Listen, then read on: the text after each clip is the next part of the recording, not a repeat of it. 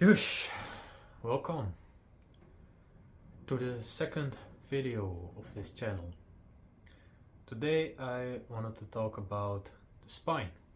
As you can probably guess from the title of this video, there is this old Chinese proverb that gets thrown around sometimes. It is, "You are as old as your spine." And I would like to add to that is able to move, since it is more about movement than really the spine itself.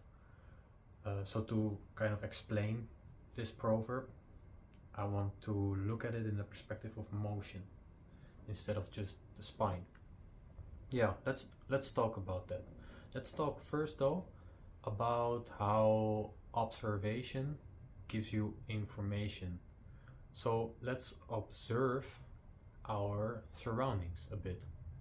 We see all these people walking around, all these people with different bodies, different ages.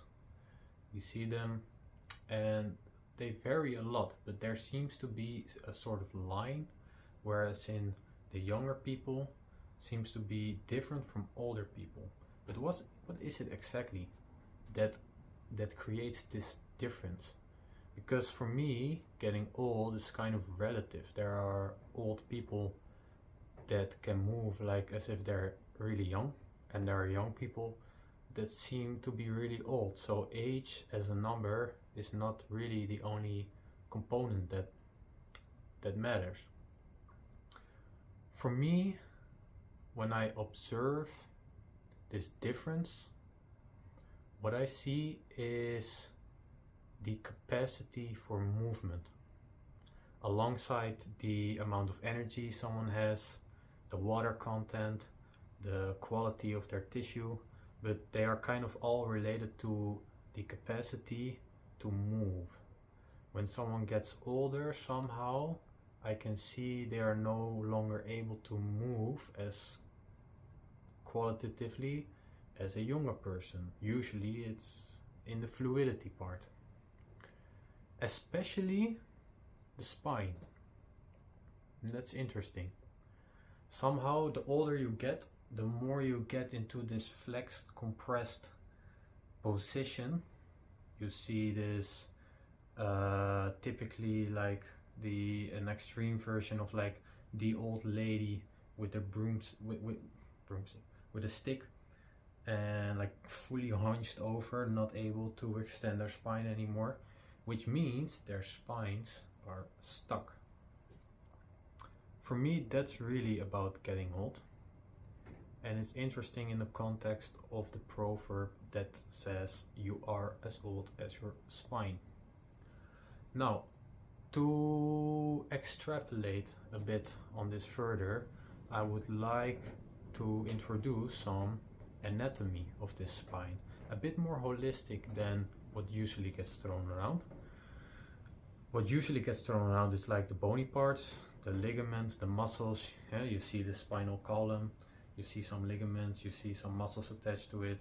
Okay, well, that's true, that's part of it, but it's not everything.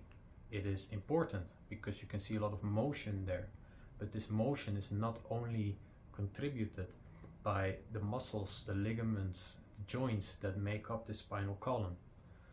It is surrounded by tissue.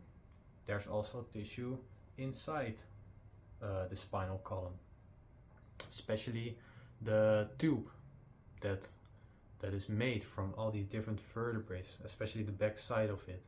What we can see inside of it is the nervous tissue, with not only the nervous tissue, but with veins, with arteries, with, well, also nerves that actually gets thrown back around to command the tissues that are inside the spinal column. Lymphatics also fed, you have all sorts of stuff there.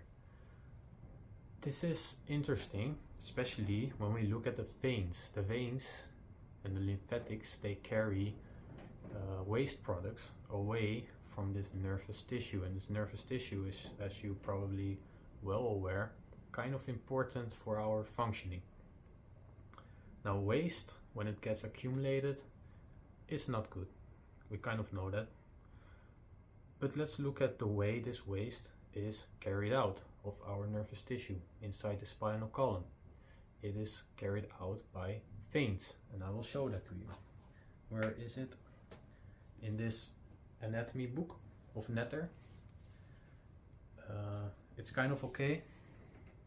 I will show to you. I had prepared it. We can see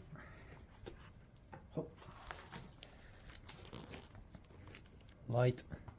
We can see the nervous tissue with all of the veins in it, and there you can see a big vein. What's interesting about these veins is that they don't have any look, I've made it a bit better to see. So what is interesting about these veins is that they do not have any valves, and these valves, they are kind of like portals which open and closes the way the gravity goes to kind of direct the flow of blood. They do not contain this, so they are kind of totally dependent on differences in pressure, movement, etc., etc. This is interesting, and we'll keep this aside for now. Let's look not only to the inside of this spinal column, but also to the environment of this spinal column. This spinal column is not only what's inside and what it is made of itself, it's also the relationship with its environment, its context, the environment. So let's look at it. Let's look at this environment. What can we see? Well, we know we have a big component of the circulation, which is the aorta. We have the vena cava. We have a lymphatic duct, and I will show it to you so it will be more clear. These sit in front of this spinal column, and that's interesting because nothing inside of your body is really disconnected from each other. The way they are connected can be more intimate and less intimate, but let's look at the intimacy of these big components of the circulation and this spinal column. So I will show this again to you in the same anatomy book. Let's see if I can get it right immediately.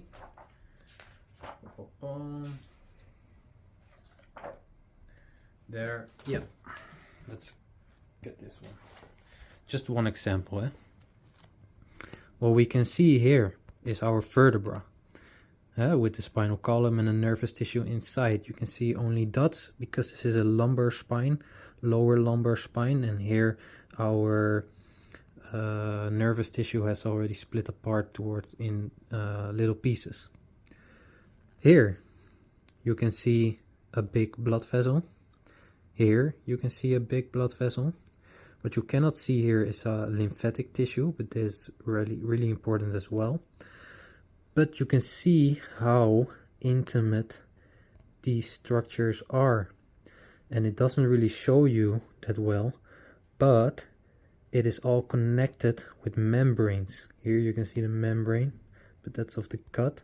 But this is all really connected to each other. If I would take this and pull it up, I would not only pull up this blood vessel, which is the vena cava by the way, I would also pick up everything that lies beneath it, because it is one big hole. Here is another example. You can see the blood vessels running through on the front side. You can see our spinal column in the back there. The green stuff is our lymphatic tissue. You can see how intrinsically it is connected to everything that lies in front of the spinal column. And remember, this is not like air in between. It is all connected with connective tissue. So movement of the spine will influence the movement of these structures that lie in front of it. So that's interesting. Let's keep that aside as well. Let me ask a question. How is your gut connected to you?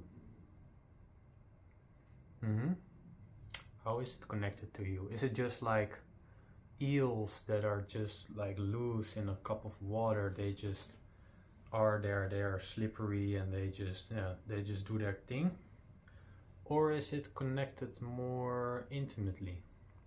How are they connected? Well, your gut, yeah, sure, it's a tube, but it's not just loosely inside of a bag with fluids.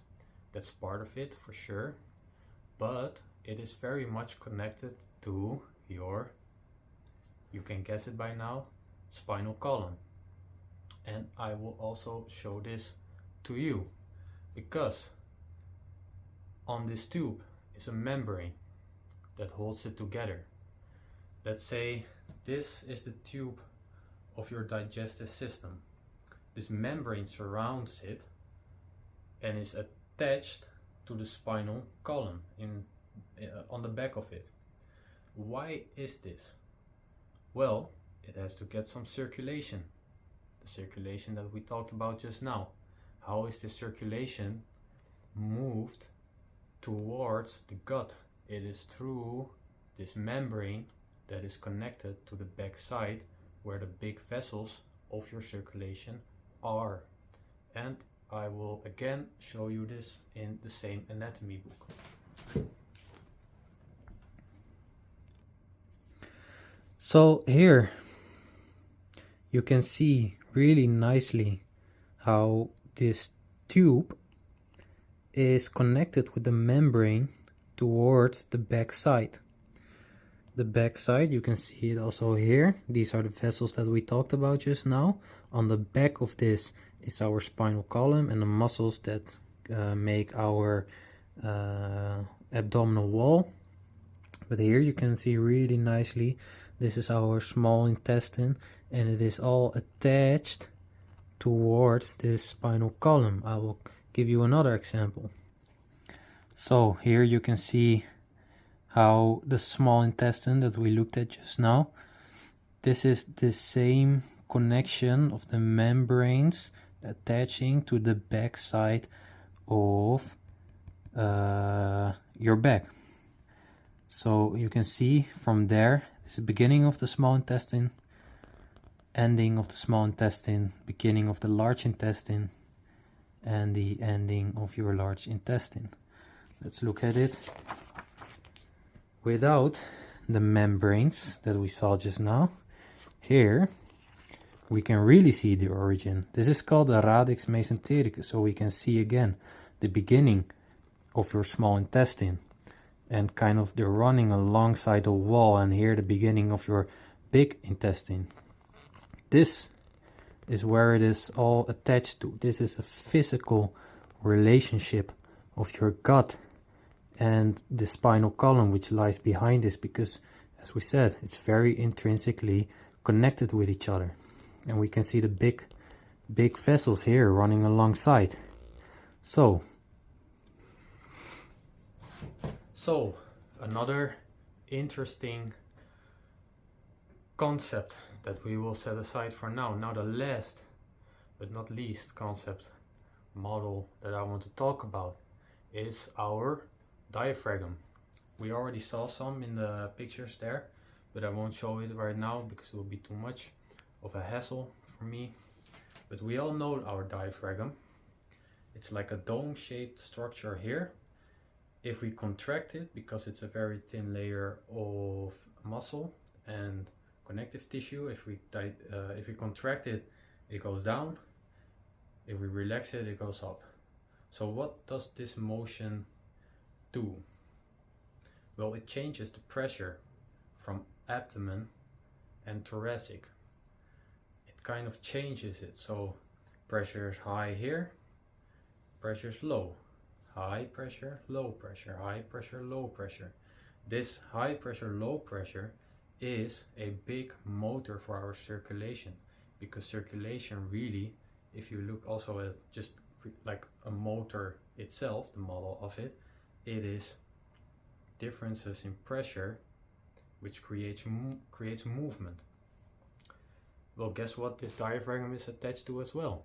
Our spinal column. Yes, not only our spinal column, of course, but it is very much attached to the spinal column. So when we look at all these things together, the bony parts, the ligaments, the muscles, of course, the joints, but also inside of this spinal column, we have our nervous tissue with the veins that we talked about. We have our gut that is connected very intrinsically towards these big blood vessels, as the blood vessels as well are connected to our spinal column. And our diaphragm, we have all these central, very essential parts that make up the core of our being. We can cut off a limb and we can keep on living, but we cannot cut off a part of our spinal column. We will die. That's how important this is. That's how essential it is to our human being, to our being, really, as a morphing being. So it's interesting. It is interesting. But let's tie it back a bit to what we talked about in the beginning of this video. Why move our spine more? Well, as we talked about, an observation is the older we are, the less our spine is able to move. Could we also say the less our spine is able to move, the older we get? That's a different way of seeing it, but I think it's not very wrong, because like young people can seem really old and old people can seem really young. It's just the way they are free and able, their capacity for movement, because as we say, motion is lotion. So the better you are able to move, the better your body is able to function as well, systemically. So maybe right now you are like, well, okay, nice, I get that it's important, but how do I approach this? Well, in the next few videos I will talk a lot more about this, because this is more the theoretical background of it, but I can give you some like gross looks at it. There are kind of two big ways our spine is able to move. We have vertical and horizontal motions. As of the vertical motion, the more we are able to express fluidity, the more we are able to be fluid. And fluidity, like I said in the beginning, is kind of an essential part of the freedom and capacity for movement. So what is more fluid than a wave? I don't know. So we will go with a spinal wave. You see how my spine is waving right now. I am trying to really express motion through every joint of my spinal column. See from the side, this is vertical. Now vertical can also go backwards, so from bottom to up. Vertical can also be like this. So like this. Get some nice cracks there. Little cracks are very good in this type of exercise. We can also go the other way around. Go like this. Now this is vertical and horizontal. We can not only vertical, sorry. We can also go horizontal. What do I mean with that? It's not this way, it is this way. How do we approach that? It's in the form of cylinders. You see how this cylinder movement, this spiral movement, is in a horizontal plane. We can emulate this on the junctions of different big parts of our spine. We have a cervical, thoracic, lumbar, and sacral. So let's go with the cervical thoracic junction, which sits right in this area, which is, by the way, also a sort of diaphragm. Not only this, but also here. Horizontal structures on vertical structures, cross lines. Let's move it. Horizontal motion. Other way around. We can explore it as well. We can get some more extension in it, more flexion in it. Be careful with the extension though. Let's move it here. The thoracic lumbar junction. So this is mostly fixed, not absolutely of course, but mostly fixed. And we are trying to engage this thoracic lumbar segment. You can do it the other way around. This is very good for opening up and getting motion and therefore lotion into these areas that usually get stuck in the spine. We can get it one level lower as well. We have our lumbosacral junction, so we will fix this portion, focus on this portion, horizontal movement, horizontal spirals, other way around. Yep, that's that. There's also one other topic I'd like to talk about, which I will get more into in the next videos. Probably second after this one, which is staying in the extremes of polarities. Polarity is a difference. So a difference, that's really the basic of a polarity. The word gets used a lot in a political sense, but this is not political at all. This is just principles of this universe, really.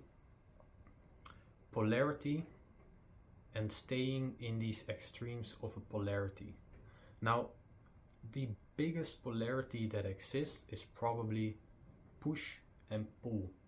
This is kind of what gives everything motion. A push and a pull. Everything is intrinsically connected to this motion. Push and pull, push and pull. It's always present. Now, how can we apply this towards motion in our spine? Well, let's first again observe and get information. How do we, mostly Western people, but really a lot of people, spend our time during the day and night? Which positions do we take? I'm doing it right now. I'm sitting, I'm standing, and when I'm resting, I'm like, lying down. But most people do not even lie down, only in their bed. It's just, and their bed's very soft, so it's not giving a good traction on the spine. Let's see, how can we then, what are these polarities that I'm talking about, and how can we stay in them? What do we even mean with that? Well, let's look at it. Push and pull. Push creates compression. Pull creates traction. How can we emulate this pushing, this compression in our bodies? Well, there's a big position that we can take, which is very apparent in children and not so apparent in adults. It is the basic squat. So I will sit here, keep my heels flat on the ground. I am flexing my ankles, flexing my knees, flexing my hips, flexing my spinal column, flexing my cervical column. This is compression for our body, a full compression. We can make it even fuller by flexing everything like this. You can see how everything is flexed, compressed in a compressive state. This is one extreme of a polarity. Now what could be the other one? You can kind of guess it by now. This is also very apparent in children and not so much as adults anymore, except when they're doing certain sports or activities. This is the action of hanging. Hanging on a bar, I cannot show it to you right now, but I will show it to you in a further video, is hanging, getting your toes off the ground. And what does this do? It pulls on your body, on your spinal column. So this is the pull component. It pulls, it gives some traction. This is the other extreme. So what I would like to suggest to get more freedom, because freedom is really the extent of movement that is able for you to go to get more freedom in your spine, to get it movable, because remember, you are as old as your spine is able to move. Staying in these extremes give you everything in between as well. So, as conclusion of this video, which is already way longer than I anticipated it to be, as a conclusion, I would like to say our ability to move gives us our age, the way age is perceived. The older we are, the less we are able to move. So, with all that is said in between, not only the spinal column, but inside of the spinal column, our nervous tissue, etc., the environment of our spinal column, the big circulating structures, which is really the communication of the whole body, also nervous tissue outside of it in the environment, lymphatics, your gut, everything that is connected to this essential central part of our body. Let's just move it a bit more. I think if we moved it a bit more with the approaches that I gave you and will give you in more detail in the later videos, a lot of our systemic health issues could be helped. Because, like I said, don't forget, we are morphing beings. We either morph or we die. There's not much choice else. So let's just morph well. Well, if you got any insight of this video, please give it a like. I have to do this now because I'm a YouTuber. But yeah, I guess it helps with spreading the word.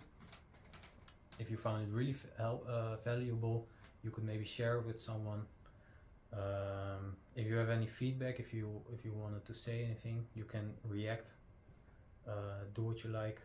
I just like making these videos, and yeah, I'll see you in the next one.